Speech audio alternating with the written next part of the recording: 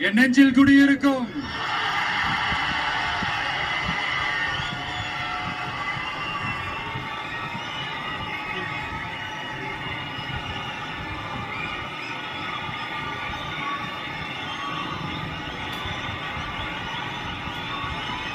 என்னுடைய தோழர்கள், தோழிகள்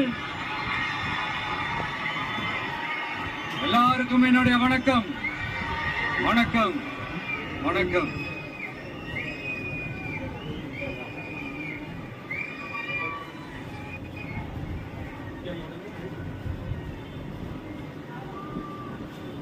இந்த அரசியல்னால வேற லெவல் தான் இல்ல.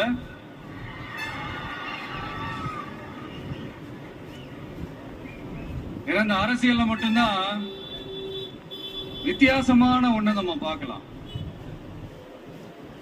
யாரு யாரை எப்ப எதிர்ப்பாங்கன்னே நமக்கு தெரியாது. யாரு யாரை எப்ப ஆதரிப்பாங்கன்னே நமக்கு தெரியாது. அதை கணிக்கவே முடியாது. அதனாலதான் இந்த அரசியல்ல மட்டும் முன்னெல்லாம் சொல்லி நம்ம கேள்விப்பட்டிருப்போம், நிரந்தர நண்பனும் நிரந்தர எதிரியும் இல்லைன்னு சொல்லுவாங்க. அரசியலுக்கு யார் வேணாலும் வரலாம், அது ஒரு ஜனநாயக உரிமைன்னு சொல்லுவாங்க. ஆனா மக்களுக்கு ரொம்ப ரொம்ப பிடிச்சு போன ஒருத்தன் அரசியலுக்கு வரான்னா அதை கண்டிப்பா நல்லவங்க எல்லாம் வரவேற்பாங்க. ஆனா ஒரு சில இந்த அதிகார இல்ல அது வேணாம், ஒரு சில பேருக்கு மட்டும் கொஞ்சம் எரிச்சல் வரத்தானே செய்யும். அது இருக்கும் தானே.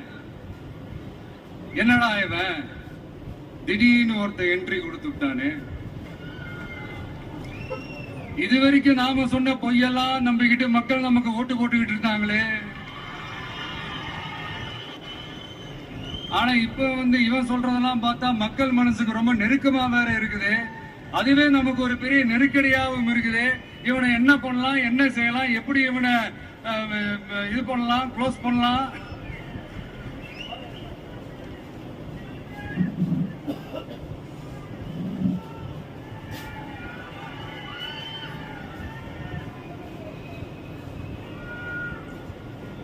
எப்படி இவனை க்ளோஸ் பண்ணலாம், ஒரு கன்ஃபியூஷன் ஒண்ணு வரும். அந்த கன்ஃபியூஷன்ல கத்துறதா கதறதா